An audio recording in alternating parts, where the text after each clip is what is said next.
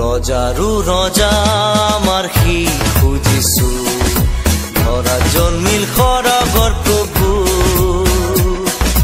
Hallelujah hallelujah শিশু যিছুৰ স্তুতি গান কৰা ৰজাৰো ৰজা আমাৰ শিশু যিছু ধৰা জন্মিল সৰগৰ প্ৰভু হালেলুয়া হালেলুয়া শিশু যিছুৰ স্তুতি গান কৰা। মহান ত্ৰাণকৰ্তা প্ৰভু যীশু খ্ৰীষ্টৰ নামত আপোনাক অভিনন্দন। পবিত্ৰ বাইবেলৰ মথিয়ে লিখা শুভবাৰ্তা 5 অধ্যায় 26 পদত আমি এইদৰে পাওঁ, মই তোমাক স্বৰূপকৈ কওঁ, শেষ পাইটিও নিদিয়া মানে তাৰ পৰা তুমি কোনোমতে ওলাব নাপাবা। প্ৰভু যীশুৱে ইয়াত হত্যাৰ বিষয়ে কৈ আছে। তুমি নৰবধ নকৰিবা, আৰু যিকোনোৱে নৰবধ কৰে সি সুদবিচাৰৰ দণ্ডৰ পাত্ৰ হ'ব। ইয়াত যে পূৰ্বকালৰ মানুহবিলাকৰ আগত কোৱা হৈছিল তাক তোমালোকে শুনিলা।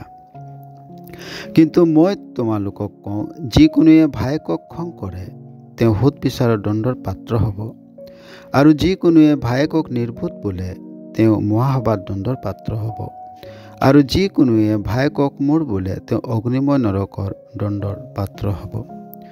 প্ৰভু যীশু ইয়াত কোৱাৰ অৰ্থ হৈছে হত্যা পাপৰ পৰিণামৰ চূড়ান্ত পৰিণামৰ অন্তিম সীমা হয়। আৰম্ভ হয় খঙৰ পৰা।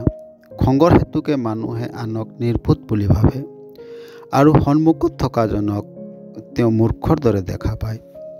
এইকাৰণে তেওঁ তাক হত্যাৰ দ্বাৰাই নিজৰ খঙক চূড়ান্ত সীমালৈ লৈ যায়।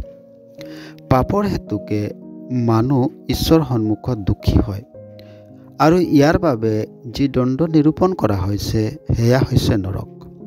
কিন্তু যিজনে প্ৰভু যীশুক বিশ্বাস কৰে সেইজনে ঈশ্বৰৰ ক্ৰোধৰ পৰা হাত সাৰি পৰিত্ৰাণ লাভ কৰে, নৰক দণ্ডৰ পৰা মুক্তি পায় ও প্ৰভু যীশুৰ স্বভাৱক অনুসৰণ কৰে।